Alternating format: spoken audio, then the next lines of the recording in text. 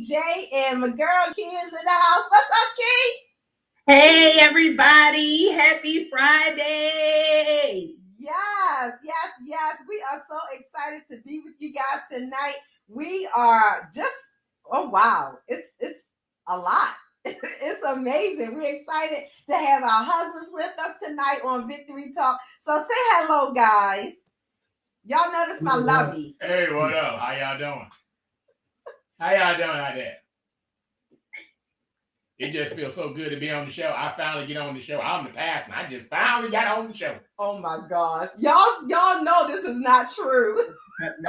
So that's letting y'all know already tonight they are in cut up mode. Even though our topic is a little deep, but they in cut up mode already. So, but it's all good. That just means we're gonna have a good time tonight. So y'all know how we do. Come on, let's get started. We want you to text somebody, call somebody, tweet somebody, tell them that Victory Talk is on and it's the marriage edition. And I don't know about you, but I know for me and for this guy, listen, we need our marriage editions, okay? We need our marriage ministry, our marriage group. We need our group of people to, to bounce stuff off of, to talk us down off the ledge, to keep us on, together. All right. So until we get back in the building,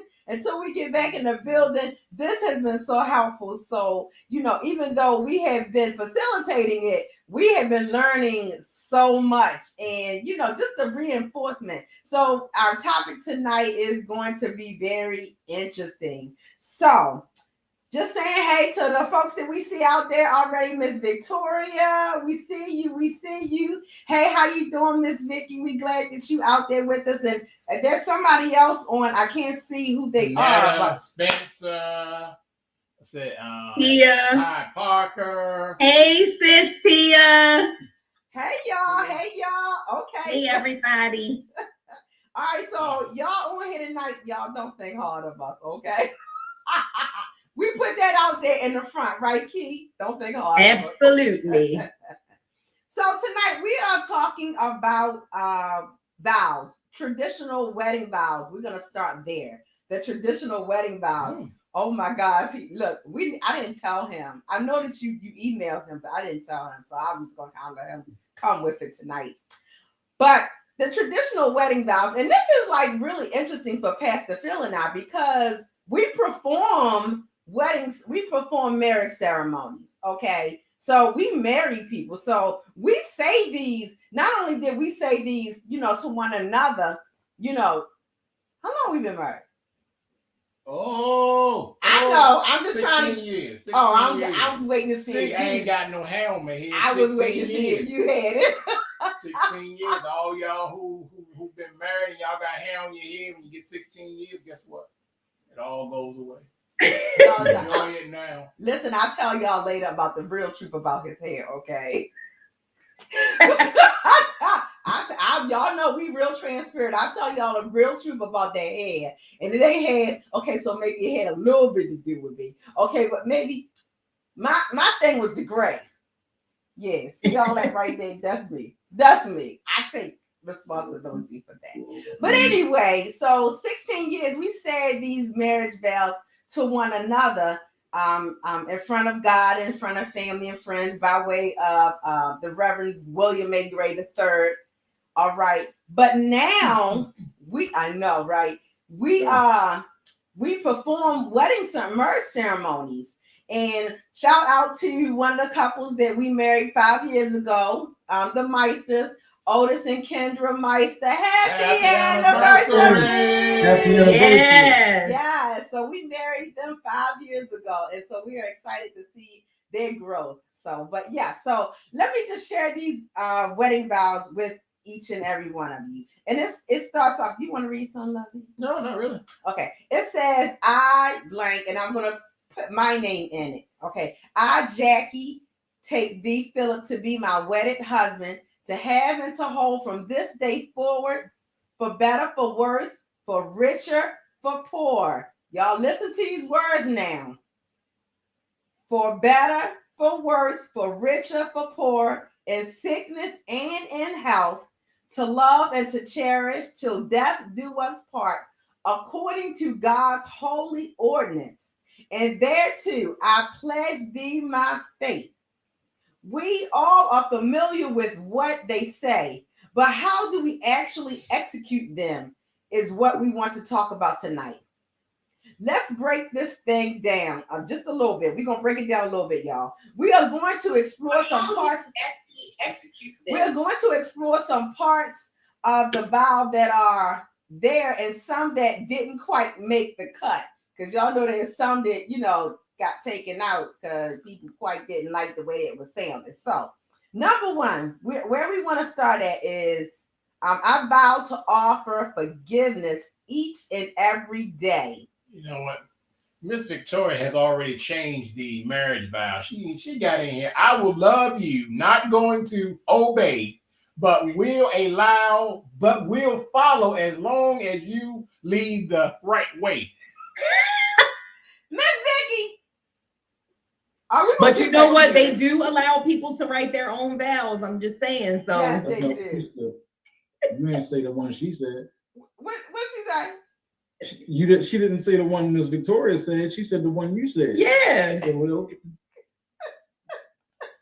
So let's get into this because Miss Vicky, we're gonna come back to that because you already started. I see. Yeah, but we want to talk about forgiveness. I vow to offer forgiveness. I vow to offer forgiveness each and every day. Colossians 3:13 says, bearing with one another, and if one has a complaint against another, forgiving each other as the Lord has forgiven you, so you also must forgive. So my question is, do you think this is an important practice to for forgiveness every day as it relates to your spouse?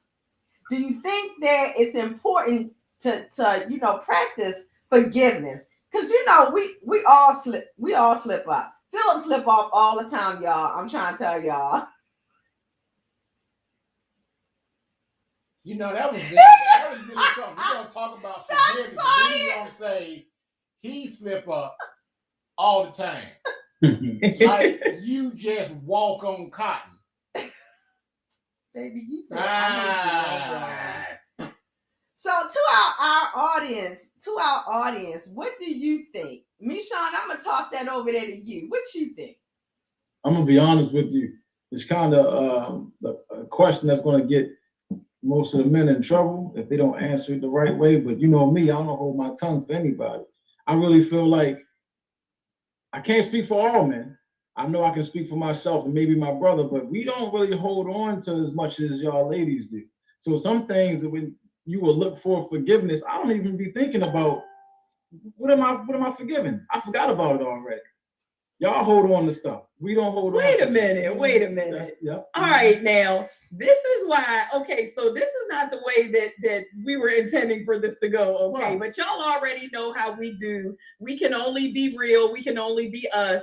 So, like Sister Lisa said on the prayer call, get your tissues ready because, yeah, you're going to be laughing. I thought she was going to say, get prepared just in case of some tears. No. You're going to be laughing because these two is about to get themselves into trouble on question one. Digging the hole already. I think it's important to practice forgiveness every day as it relates to your spouse because not just, not holding on to grudges, not going to bed angry and all of that kind of stuff. But, when you hold on to things, we all know what the Bible says, we have to forgive others in order for us to be forgiven by God, number one. But number two, if we can forgive anybody else, you know what I mean? We can, people offend us on a daily basis. They hurt our feelings. They, make us cry, whatever. And we can move past that. We most certainly should be forgiving our spouse who is, I dare say more important than most other people that we come in contact with that may offend us. At the same time, though, your spouse or the person, you call your husband or your wife, they probably can hurt you more than anybody else in the world. So it's like, it's harder to forgive a person that's so close to you. But sometimes, like I said, you holding on to something, and I forgot we was arguing in the first place. I was trying to help you. You ain't gotta help me. No, I was trying to help you, and you brought it right back to it. That's exactly where Y'all see how I try to turn it around real quick, and here he go back. Y'all hold grudges, hold on to stuff. Sir. Listen, we got in an argument one time. I don't even remember what it was for. See, that's my point. I don't even remember what it was for. But we got in an argument one time, and she was like, "This the same thing you did when back." Hold up, let me get my book out. It's the same thing you did, such and such, such and such. And I'm like, dang, I forgot about that. Oh my God. Yeah, y'all hold on to But wait a minute, hold up. Key, for real. You know, we do that. We did that, but why are you bringing up old stuff? Because you bring up old stuff. Because that's what we get in trouble for, old stuff. Hey, look, hey, Phil, the sink be full of dishes. You like, you know what? I'm going to beat her to it. I get down the steps, start washing dishes, and I didn't do something. Oh, my goodness. And I come up and says, what, baby, I was washing dishes. Why you mad? Because the other day I said, you still talking the other day. Okay, so to keep it real, we do sometimes. I do sometimes, but most of the time, I don't be bringing old stuff no more. We're past that. 10 years, baby, this month, okay? We passed that. You see my hand, Phil? You ain't got the 16 yet. See, right now, you still got peach fuzz. 16. Hey, I woke up on the 9th and it looked like this. It ain't been back since.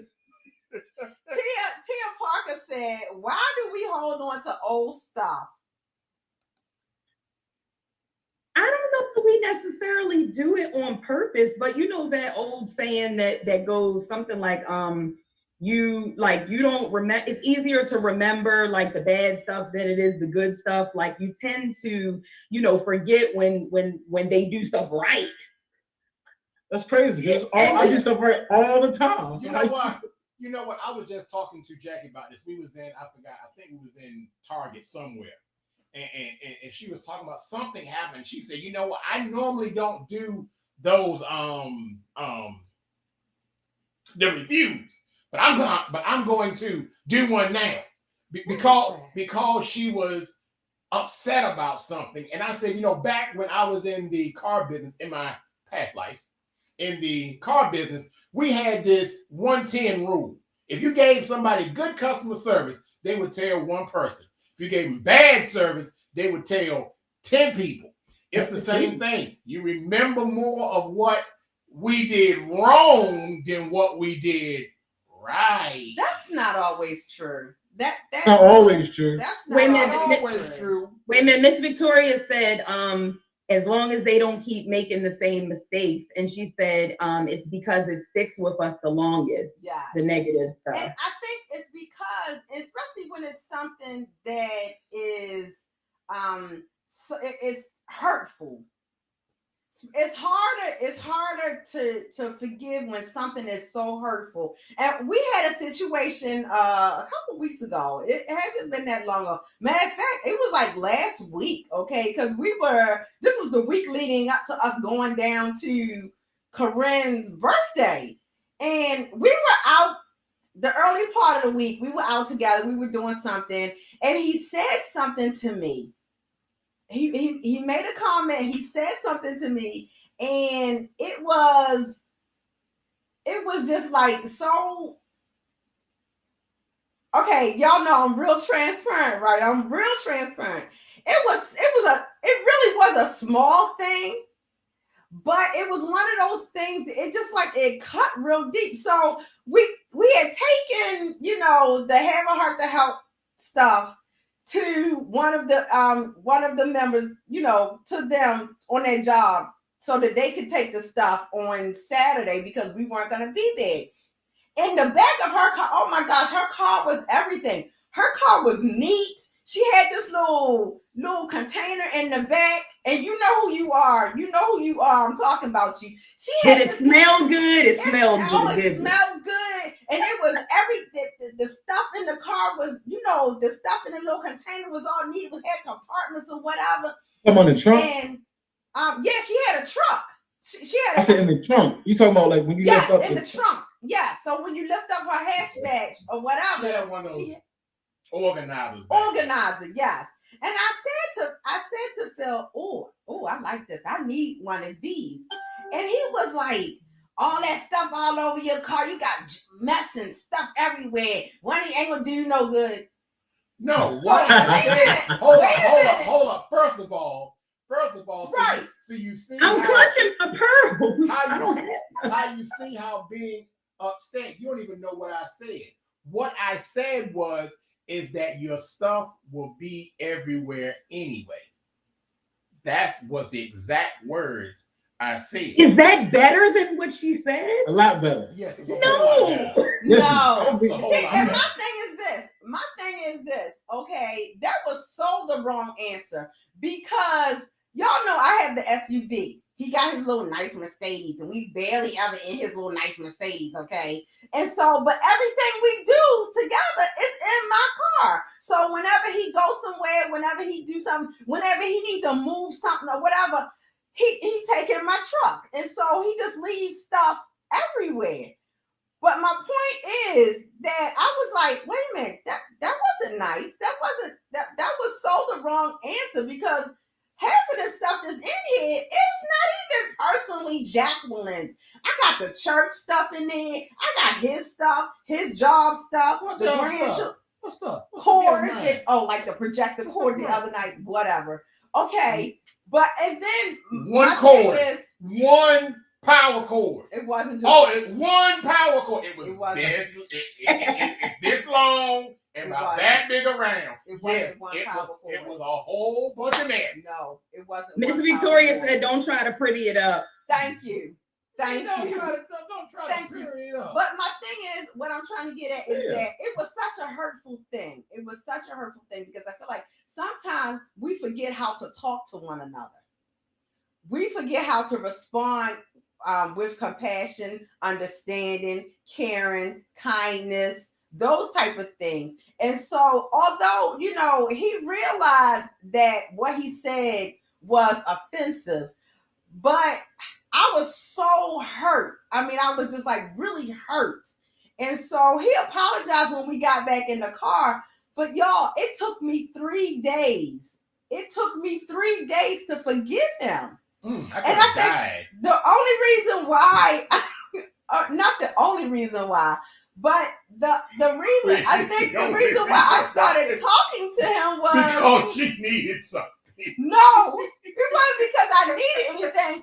It's because I knew we was about to drive the next day. We was fixing to drive 3 hours to Virginia. Listen. And I was going to talk to him sooner or later. I'm 10 years in now, Phil. I think I can say something about you're right, brother. Because they can hold on and not talk to us a whole car ride when they mad. She probably needed you to do something. Car had to be packed. Stuff had to be moved. Dog had to be taken to the setup. See? I mean, Oh Lord, I'm about to move on. Move on. I'm about to move on for this guy. Yes. Start up again. So, moving right along, we've all heard the saying. We've all heard the saying, the grass is greener on the other side, right? So if you say the grass is greener somewhere else, you mean that other people's situations always seem better or more attractive than your own, but may not really be so. Number 2, I vow to never believe that the grass is greener.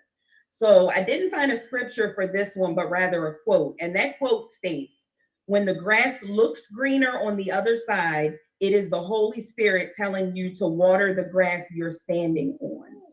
And that is a quote by Eugene Cho, and I just absolutely love that. So my question to you guys is, what does this quote say to you? You know, we all have different interpretations of things. What does it mean to you? And why is it important to not focus on greener pastures in this sense? I'm going to tell you this. When the grass looks greener on the other side, I bet the water bill is higher too. You know what I say about that, brother? Stop looking over in the neighbor's yard. Mind your business. Your grass will look just as good as you put as much time in your yard as they did in theirs. But I think what it means in defense. I think what it means though in relationships as it relates to marriage you know how or just us and people in general, we might tend to, look at somebody else's situation, or you know what I'm saying, if your spouse gains weight, that now I'm this is not me. This is not me. This is not me, but I'm just putting it out there. If you say, that your spouse, gained weight or changed their hair, and you didn't like it, and then, say you prefer green hair or something like that, and your spouse changes their hair to yellow, you might then, see a young lady with yellow hair and be like, oh wow, she, whatever. So I think it's pertaining to that. Like, just because something looks good, doesn't mean, and you got to keep focused, keep your eyes in your lane where they belong. I think for me, I kind of feel as though that it is important that we make sure that we are nurturing, watering, tending, repotting, okay, taking care of our relationships, because it is really easy for, things to get stale. It's really easy for things to, come undone, for somebody to feel as though their needs are not being met. That's what I was trying to get to. When somebody feels as though that their needs are not being met, they may, not saying praise God, we haven't had that real issue, but they may feel as though, oh, Susie Q, or I'm just talking to us, Kiara, me Sean got it going on over there. I mean, you must be taking really good care of brother. You cooking and look. He all trimmed up and he looking real good. But you know what? At the same time, not saying my love, he looking raggedy, because he don't never look raggedy. I take real good care of brother, okay? But he could be looking raggedy and might need to shave, or a little pony curry or whatever. Maybe it's because I'm not tending to him the way I used to, or the way that you know what I'm saying. And absolutely, so we definitely need to make sure that we're not helping our spouses to be envious of what's going on in somebody else's backyard. We have to accept accountability for our actions, for what we are doing or not doing. Yep. And Tia said the enemy uses the smallest things to try to get in and cause division, and we know that's right. That is the truth. And Miss Victoria about to get banned from the comments because I don't know what she's talking about. I'm not reading that. They use horse poo. Oh, manure. Help a father. No, she used Tiger Balm. Y'all know how she do. Y'all know how she do. Yes. All right, now I hear you, Tia. I see you, girl. So let's move on to the next thought. Did you have any thought about that? No, I done been in trouble. You asked the question, Key. What was your thoughts on it? Oh, I chimed in. I think I just definitely, it was basically, why is it not important to focus? And I feel like, I try to stay in my lane, and I try to, even, outside of like related to the marriage, but just trying to follow scripture and not, be envious, or not even like pay attention to what, I want to see you win. I want to see you be great. I'm cheering you on, but I'm not like envious, or I'm not, wanting what you have, or, sitting over here on the sideline like, dang, I wish it was me that, you know what I'm saying? I feel like if we focus more on what's important, then we really won't even have time to notice somebody else's grass. Yeah. So I said, mind your business. Mind your business. That's all. Just mind your business. But looking at it from a different angle, I want to, kind of throw this out there. Sometimes it also could be cues. There could be some things that, we may be lacking in. You know, so it's. I mean, I think it kind of depends on how you look at it. How you look at. I know you laughing at Miss Victoria's comments. It depends on how you look at what's going on. But for the most part, I think it is very important to stay in your own backyard, because your backyard was created just for you. Absolutely. Created just for you. And no other yard is going to fit you. You're not going to like nobody else. Listen. And I'm going to say this for all men out there. I don't hold my tongue. If you go over there and you get bit by a dog, you're staying over there. I don't care. Should have been over there in the first place. Okay. Since he's talking about dogs, let's go to the next thought. Oh, I like that.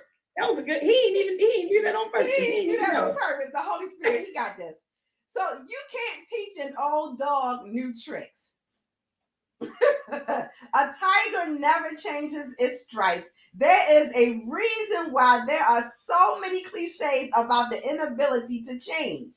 You may want them to change, but remember this: encouraging someone to be their best self is an admirable quality of a supportive partner. But forcibly trying to change your spouse can do more damage than good, both for you and for your spouse. It's natural for couples to change and grow, but this is something that should happen naturally, not something you should exhaustively pursue. So you were going to say something? Let me say this. See, this is one of the things, you know, doing marriage counseling that I've come across, and it's one of the things that I've told people: look, this is going to be a pitfall for your marriage. You know, I often have these questions of, what do you like about your fiance? And then I have the questions of, what do you don't like about your fiance? And a whole lot of times I will have, and especially not picking on women, but this comment especially comes from women. I don't like when he does this, but it's going to change after we get married. For some reason, they go into something that as soon as they say I do, that somebody is going to change. And they're only going to change if they want to change. But when you go in with that mindset that I'm going to change you, you're going to get disappointed. You're going to get hurt. You're going to be all twisted up because I've been trying to change him and he just won't change. And so when we look at this thing, you know, as we grow together, we do change. There are some changes that happen because, you know, we always tell people that first 5 years. The first 5 years are the hell years. Lord, the first 5 years are the years you'll be wondering, why did I do this? God, I prayed, and why didn't you not tell me that they were crazy? It's the first 5 years. No, we in 10. She's still crazy. Okay. You know what, bro? I don't know what to tell you now. But anyway. But it's a crazy. That's where that glue come into play. It's that molding time of now molding these two personalities, molding how these two people did their things separately, now trying to mold all of that together. And that's what brings about the change, but you can't force anybody. Hey, big bro. Wait a minute, because she didn't get the. Go ahead. I didn't get to finish reading because you know what? He was real quick on the draw. Okay. It says, I vow to let you be who you want to be, not who I want you to be. And the quote that we have is, love is never about changing your partner or changing yourself. It's about accepting each other the way they are and try to improve, not your women, and improve not yourself or your partner, but your relationship. So my question is, do you agree with this quote? Do you agree with this quote? Why or why not? I'm gonna jump in there on this one real quick before this guy goes, because he got a lot to say tonight. I think that, you know, when we go through couples counseling, you know, and that's why we didn't have the pleasure of going through with you guys. We went through with Pastor Gray. We started with them. Oh yeah. But I'm gonna say that, you know, I feel like as we move things along, and it was good, and you know, I'm sure that you guys is great as well. But I think that this is key. This is saying something really key, because if I would have really meditated on this and thought about it, not trying to change your partner or yourself really, but just accepting the way that they are, that probably would have saved me about 50-11 arguments about sex. It would have been 50-11 arguments about something else. It don't even. Girl, let me tell you do know that I'm gonna get in trouble with 801. So this is the last time y'all see me. So I absolutely, you know, agree with it. You cannot change another person. That is, you know, one of the things that I kind of a takeaway, you know, for lack of a better word, that I try to carry with me, especially when, you know, people do you wrong, they offend you, whatever. You have to keep that in the forefront of your mind. You cannot control another person's actions. You can only control your own, you know. And so with that being said, if you focus on making your relationship stronger as opposed to the trivial things, them 5 years might not be as rough as they. Listen. I can't even get with you on that. Them 5 years, y'all. Them 5 years. It just, and you know what? And it depends on the couple. Sometimes it could be 7, 8, 9, 10. You know, it depends on the couple. But 9 times out of 10, and we've seen it, them 5 years, if you make it through them first 5 years, you usually you okay. But yeah, them 5 years. What I want to add to that is that I'm glad that Phil did not try to change Jackie. He did not try to change me. What he does do is he encourages me. He speaks to the queen in me. He helps me to see myself in a different way, to see myself as that writer.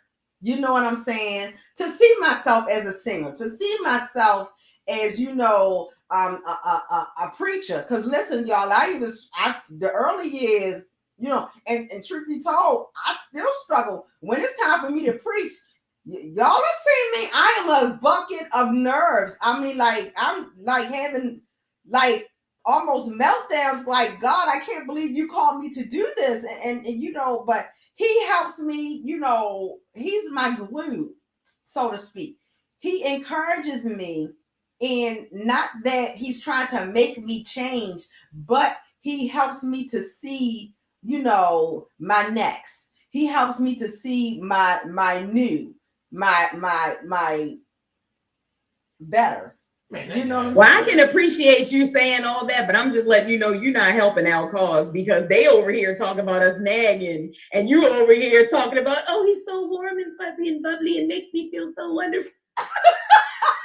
No. What I'm saying is what I'm just teasing. I know he doesn't, you know, and I thank God that he was one of these men that he doesn't, you know. Listen, don't go sticking your chest out. Y'all see him? Y'all see him? He like, man, I'm that dude. I mean, but in all honesty, no, he wasn't like that. And I think that because both of us have been married multiple times, we learned some things in those past relationships, in those past marriages, that, you know, we learned some things from those past relationships and those past marriages that have helped us, and, you know, helped us to be better husband and wives to one another. So, all right, I'm sorry. I got to jump in here real quick because I don't want to miss any comments. James Spencer said she forgave him because she couldn't remember why she got mad in the first place. I was hoping y'all was gonna go ahead and pass that one by. Okay. No. And good evening, Sunshine. Hey, Pooh. Sunshine said, "What is a good example of a woman trying to change a man?" What is a good example of a woman trying to change a man? You know what? What? Y'all got one? Go ahead. I was great say. Go ahead. So listen for real though. If you Just want meet him a to pick guy, up his socks. no, I want to go deeper than that. If you meet a guy, okay, and this guy, he don't, let's say he's a trash man, okay, he's a trash man, but he going to work every day. He coming home, you know, he want to look out for you. He want to look out for, you know, make sure you got, you know, food on your table, a roof over your head. But he a trash man. But that, and he was a trash man when you met him. You know, that's what he know. That's what he do. But you don't like the fact that he come home smelling like garbage. You want him to be hard work. Yeah, that man smell like hard work. You want him to be a businessman. You want him to, you know, go to work and wear a suit every day or whatever. So then you start nagging him. You got an attitude. You know, you constantly ding-donging on him about how he smell and how you tired about him leaving the house early in the morning and this, that, and the third. Because you want him to have a different career. Mm-hmm. That's not the way to help him. Right. A. And B, if that's what he want to do, and if that's how you met him, and that's what he's comfortable at doing, and that's his skill set, there are other ways about going about helping him to go to his next level. But if that's not the level that if he doesn't want to go to another level, you can't beat him up over the head. You got to love him on every level that he's on, no matter what it is.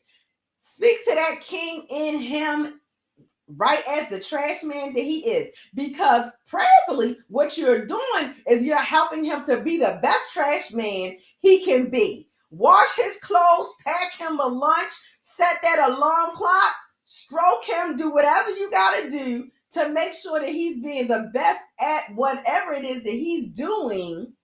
Because, and then, sisters, listen, let me tell you, there is power in prayer. There is power in prayer.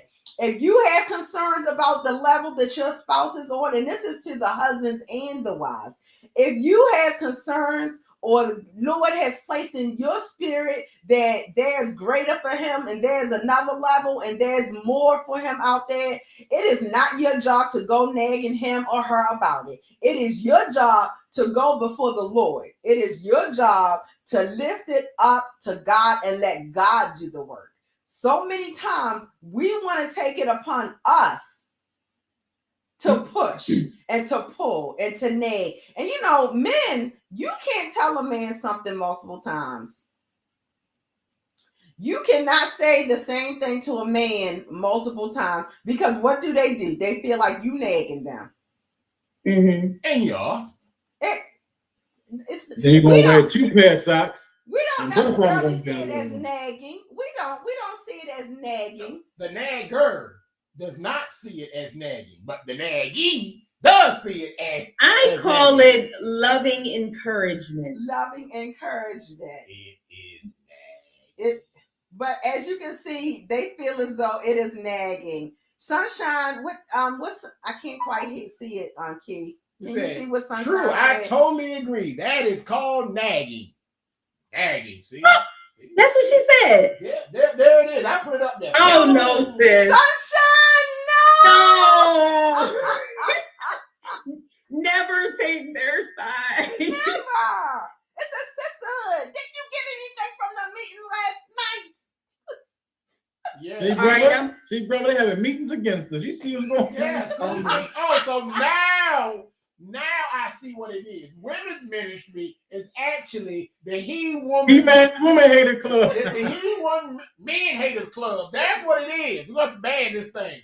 Y'all terrible. Keep go You ahead. got any comments before I move? Oh, Okay, man. I think we can.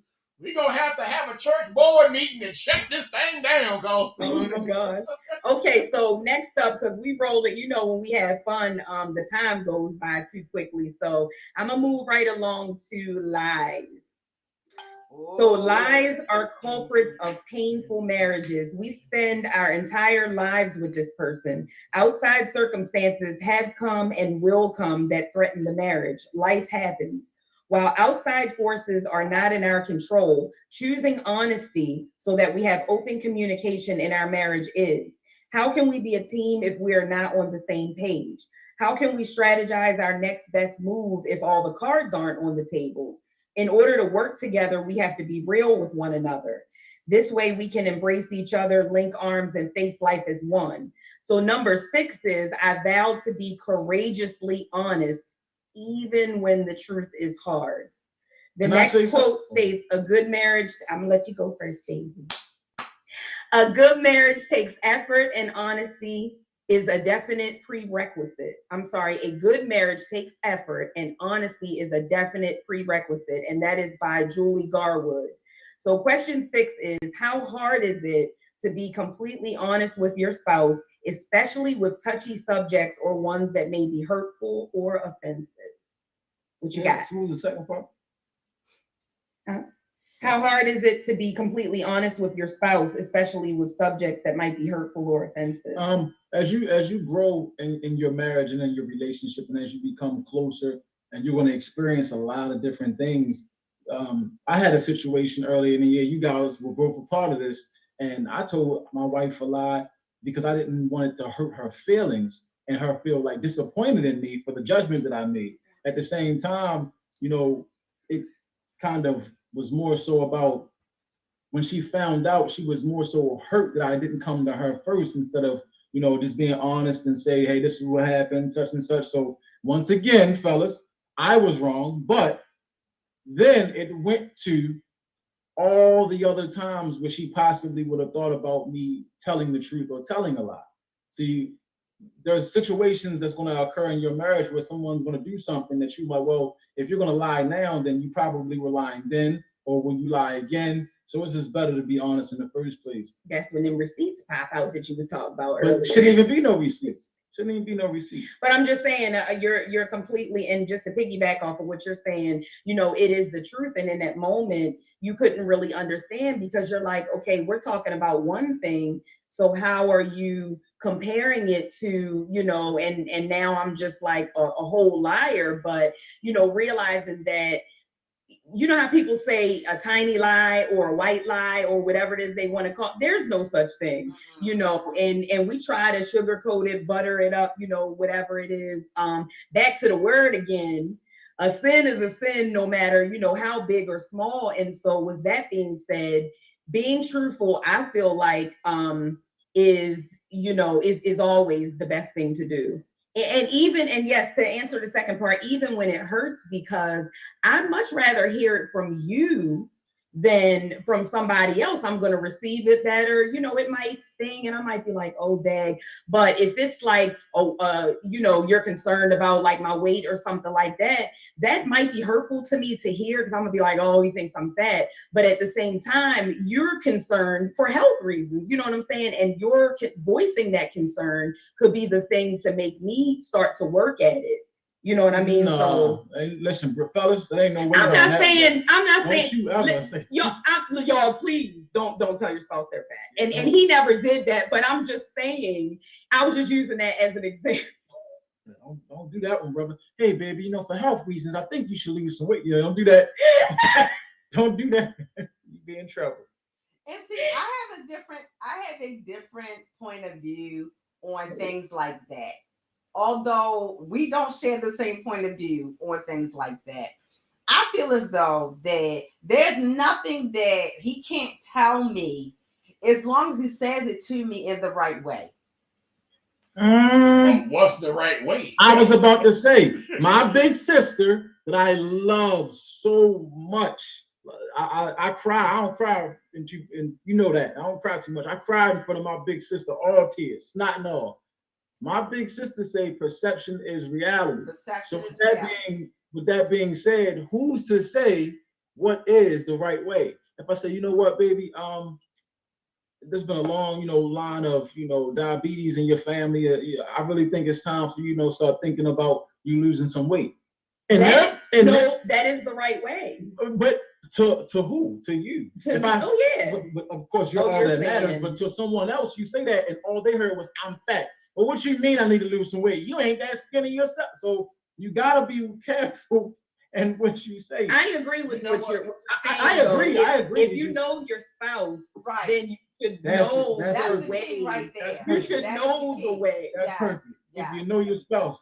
But do you really know your spouse? Miss Victoria said, "Call me fat, and we got a problem." You know what? Always tell guys this. There's a question that your wife may ask you, and whatever you do not answer this question. There is no right answer.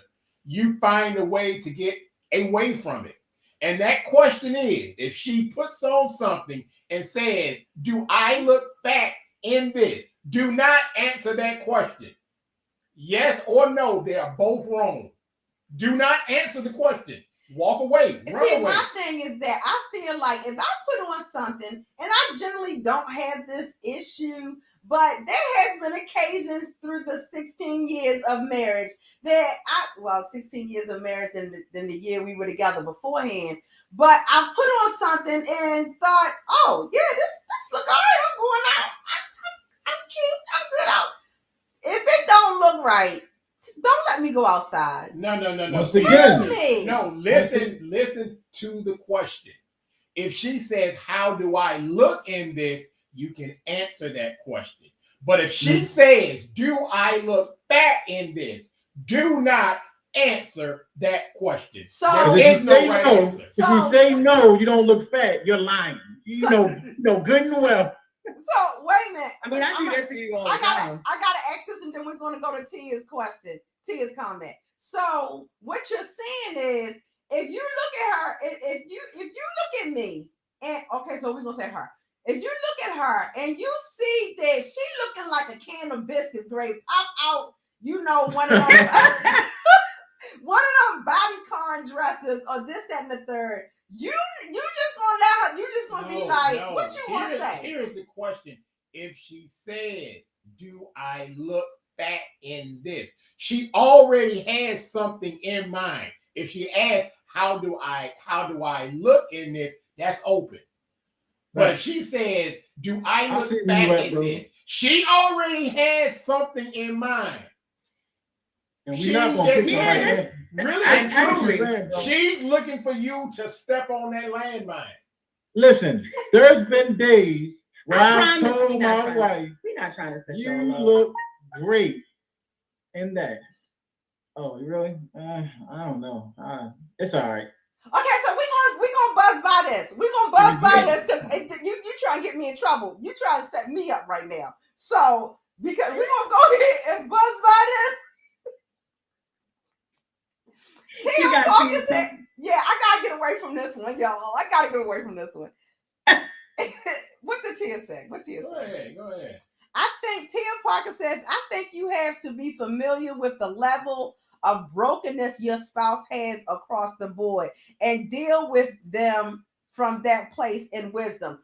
Girl, you are so right. And I have to.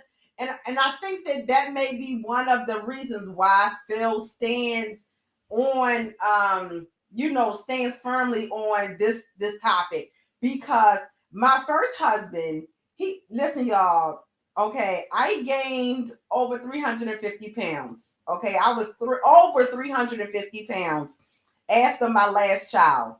Okay, and so I gained a lot of weight through the years that him and I was married, but he was constantly always on me about my weight. I'm not attractive. He didn't find me sexy, whatever it was. He was always, and he was mentally, emotionally, verbally abusive, and it all was around from that. I mean, he would do things like hide food. he would do things like buy me exercise equipment, you know, and all kinds of crazy stuff.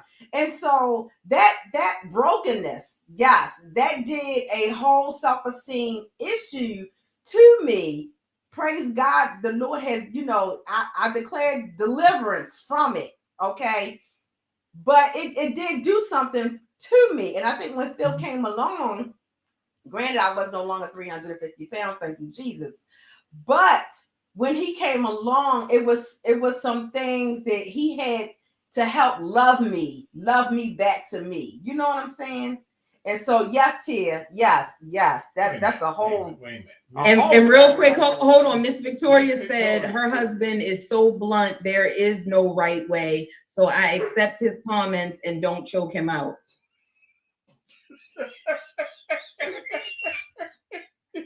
They gonna call them people on your mama. Girl, they come to the door. Listen, you put it out there. They gonna check on him, make sure he ain't tied up somewhere. I need to call Mr. Lynn right after the show. We had another comment. We had another You all right, Miss Bennett? You all right? Sunshine says, see, that is not right at all. Yeah, it wasn't right. It wasn't right. But you know what? It was a journey and a road that I had to travel. And it was a testimony that God was giving me so that I could help somebody else. And it was, I'm thankful for that time period in my life because I feel as though it has helped me to be a better Jacqueline. So, yes. And also on top of that, you have now a husband who is going above and beyond, you know, to just to make up for it and you know, make you feel extra special. And so, you know, that's the funny thing about God is how, you know, it seems like sometimes the very thing that he puts you through, you wind up like being blessed so much greater later on in life with that very thing coming back around. So. Oh, give me chills. He good apples. He good apples. He good apples. Now you are. Oh my gosh, we're at the top of the hour already. Q, we got one more good one in there. Yeah, you want to do you want to do teamwork or you want to do dream work? Teamwork is do dream whichever work. one you desire. Because you closing us out. You do whichever one you desire. All right. So we're going to say marriage teamwork is a feeling of togetherness, mutual support, and unity on multiple fronts, including finances, parenting, chores, sex, and emotional intimacy. Usually, marriage teamwork requires intentional effort of both partners, along with a willingness to share power on all topics. So number 8, that's closing us out. I vow to face new decisions as a team. I dare say I vow to face all decisions as a team. Proverbs 27:17, NIV version says, as iron sharpens iron, so one person sharpens another. So keeping in mind the things that we noted above, finances, parenting, chores, sex, emotional intimacy, how important do you think it is to involve your spouse in the decision-making process? I don't know. I'm a man. I don't get no decisions. Hey, y'all know what I say. I can't. Listen. Y'all know what I say, you know. Really, sir? Y'all ask me on the show. I'm telling you. Talk about, people ask me, well, Pastor Phil, what about, I say, don't ask me. I'm just the pastor. Talk to the boss. Gun line, bro. But with that being said, both of y'all just said the same thing. But don't say that you don't have no decision and you don't have no say so. Right. I was about to say, choosing not to give input and being offered the opportunity is. So listen, fellas, you got the red pill and the blue pill of the Matrix. So they're going to give you the red pill. So you think that you have any say in the matter because the decision's already been made. How do you feel about this, baby? Or you know what? I think we should do this. Well, listen, I already did whatchamacallit. I was going to see what you were going to say. Yeah. Who does that? We do. Right? We do. Listen, I'm sorry, kid. You know how I didn't know. Hold up. Hey Phil. Hey But brother. it's not all Hey, bro, the time. This me and you. Hey bro. Yeah. Before this started, did you know we was gonna be on here every third, fourth Friday of Oh, all right. That was decided before. Oh, you see that face you got right there? Here's the thing. See, you was about to stick up for thing. him. That's what you get. You was about to stick up for him. See, here's the thing. All the way under the bus. I used to have an uncle growing up, and when he asked a question, he already knew the answer. So he just wanted to see what you were gonna say. Mm-hmm. A whole lot of times that goes on. I know what I want to do. I know what we are gonna do. I'm gonna give you the opportunity, but it don't really mean nothing. But when you've been together for long always enough, when you've been together long enough and you know your spouse, you know that when she leaves and go up Jackie house, come back, you know something's going on that you got to do in the next upcoming weeks. You just got to learn your spouse. You know what? I gotta get these comments in. Deandra is watching. I love you so much. Thank you always for your support. She said her husband just says, yes, honey. And that makes me laugh because the same thing with my parents. My dad, yes, dear. And it's so dry and so like, but you know, they're when I think that sometimes they just want to just. It's the beginning of time. I mean, eat the apple. I'm not eating the apple. Oh, you know what? I'm not eating the apple. Eat the apple. Give me the apple. We're not even going there. Now we both homeless.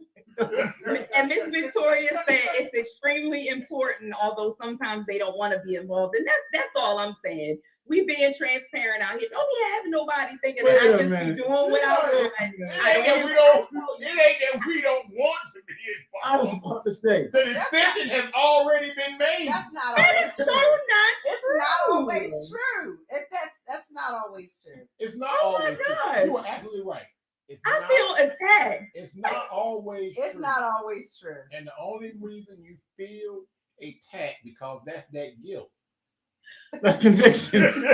No, that's knowing that even if I have an idea in my mind, like I know how he is. My husband is so like easy to please. He's Right. so he just doesn't. It's not that he doesn't care, but he just normally yes. I don't even care. Well, I know that, but I'm just saying that's not. Look, I'm trying to help. I'm trying to help you. You got about 2 minutes.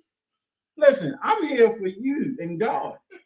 They can't say nothing about me. Listen, I'm saying it's not that we always have it. We might have an idea of what we want, but when I come to you and I say, baby, how do you feel about this? I am truly and genuinely wondering how you feel about this. I'm not saying, well, I don't care what he say because I already, he don't know. I didn't put the money to the side. See? I didn't called and set up the meeting. I didn't talk to the people. She's already saying what she had already Thank done. you. Thank you. I'm not saying you don't come to me. Thank you. I'm not saying you don't come to us and ask us how we feel about things, but 9 out of 10 times your decision has already been made. I want to hear your input, but I only want to hear your input. Well, that's because I plan like 12 months in advance. So I might, but I mean, if you say, no, baby, I don't think we should do that right now, then all my planning is going out the window, because if you say no, it's no. It's no. Let me see your Amazon account. Drops Mike. Let me see your Amazon. Whoa. So we're not talking about Amazon right now. I said no is no. I say no, and I get a package on my step about this big. Hey, Key, I don't think we should do that right now. Who is it? It's Amazon. All right. Didn't you just say our pastor is here and you sitting here telling lies? What number was lies? You on here? He lying, y'all. I literally just told her real quick before we get off. I literally just told her don't buy them nothing else. No, baby. The kids, right? Perfect timing. The jump. I literally said don't buy them nothing else. All right, you know what? You're right, because they don't appreciate that. And she come home with headphones. She come home with doll babies. For school. Doll babies for school? Yes, she's a teacher and she has her whole classroom set up in her room. All right, So real quick, Tia Parker said, any words of advice or encouragement for women who are single over 40? Say that again. Tia says, do we have any advice or words of encouragement for women who are single over 40? Can I speak to this? Of course. Yeah, absolutely. Just continue to be yourself, Queen. You got to remember that a person will not be attracted to you unless you are confident in yourself. Besides, you can't even be happy with that person unless you're happy with yourself. So until you find, your time, when people say, oh, I'm looking for someone, in that meantime, just make sure you get a chance to figure out who you truly are and what you want out of life. Because when you start looking for someone, you might look for the wrong things. But when God sends someone your way, he's going to send what's for you. But you have to know what you want out of life before he sends anybody your way. But just continue just being you. Y'all queens. And that's the truth. And it's not, it sounds cliche to say, but that really and truly, when you go out looking for things, that is when you kind of come into the wrong type of people, or, they come just like he said. And I know you on a personal level, so I already know you are 1,000% authentically you. Yes. Say it loud for the people in the back, the front, the side. You are the same always. So you got that part down. But I'm gonna say, get out there a little bit. I know It's COVID. Get out there with your mask, but all jokes aside, you're so busy caring and nurturing and loving on us, and we appreciate you. We really do. You can do that and still make time to mingle, boo. We're gonna talk about this off air, but yes, Tia, we got you. Yeah, what I want to say to you, sis, is, are you ready? Because you have to make the decision within yourself that I'm ready. You've got to know that you really are ready. So make sure that as you are, loving on yourself and getting out there, but make sure that you know that you are ready. And what I would listen, I am big on this. I'm real big on this. Make a list. The word of God says, write the vision and make it plain. Write the vision and make it plain. Be very specific. Be very detailed in what it is that you want. Because once we reach a certain age, those of us over 40, those of us over 50, we get a little set in our ways. We have some specific do's and don'ts, some things that we want, some things that, what we need, and this, that, and the third. And we have a tendency to, say, oh, I want this and I want that, and forget about what it is that we really, really want. Don't think about the surface. Don't think about just, oh, I want him tall, dark, and handsome. I want him fine and, a good grade of hair, wavy, this, that, and the third. All that, he going bald, sister. Hey. All that kind of stuff, put that out the way, but you really want to think about what it is. What do you want him to be romantic? Do you want him to hold your hand when you're walking in, in the grocery store? Little things like that. Be specific. So that's what, right. That I would say. You get to a certain age, see, I need a woman who knows the sign of stroke. And my God. When she see my mouth all twisted up, she know, oh, you have a stroke. Well, let me come over. Let me help you. Not your traditional church. Lord have mercy. Hey, brother. No, you ain't got to be all fine. You ain't got to be all cutesy. Have all this apple bottom booty. You need to know what stroke looks like. I'm just glad you cleared it up, because I wasn't even going to touch that one when you first said it, because I was left that one alone. Oh my God. Lisa McDaniel said, my advice to you, Tia, is if a man asks what you're looking for in a man, don't tell him, because he might say he is what you just said. Tell him you will see and let him show you who he is. Go ahead. I don't know. Listen, they might put on, I'm going to be honest. I got sisters. I have a mother, I have a wife, I love my women, I respect my women, but these guys out here sometimes is creeps. So you just make sure you study the signs, because even if he show you who he is, he might be the stepfather. If you ever seen that movie, I'm just letting y'all know right now. And I'm going to say this last thing, and then I'm going to let Key close out. when you start dating, and this is to anybody listening, man, woman, whatever, do seasons, do the 4 seasons. Everybody changes with the season. You need to, before you go, trotting yourself down an aisle or whatever, you need to know, do he have issues when the fall and the winter come around? You need to know, what does he like in the summer? What does he like? Is he a party hound come the summer or the spring?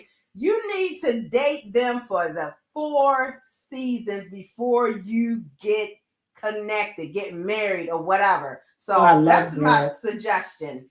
Okay. I love that. Date them for all 4 of them. You got to get through the heat, the cold, and the in between. Yeah. I love it. And for my brothers out there, you can't do the same thing every season. I'm telling you right now, you better learn.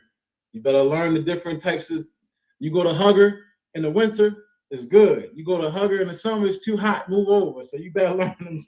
Oh, that's bad. Close us out, All right. And sorry, Deandra said, just stay true to you and know what you want. Don't settle. You know your worth and stick to it. That's dope. All right, y'all. We have surpassed the top of the hour. Y'all know how we do on Victory Talk. We might run over a little bit sometime. It is all good. It is all in fun. It is all in love. It is all in education and fellowship.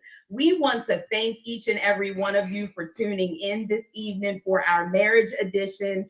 We look forward to seeing you guys back right here in this spot next Friday night for Hot Topics.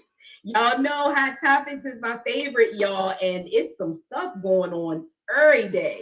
Okay, so tune in every Friday night for myself and Lady J. You got anything? Love y'all. Have a good weekend. And thank you so much to our spouses for being so supportive, such good sports, and just, being our right and our left. Amen. So we just want to thank everybody for tuning in, and we will see y'all next time. Love y'all to life, and we mean it. Good night. Good night.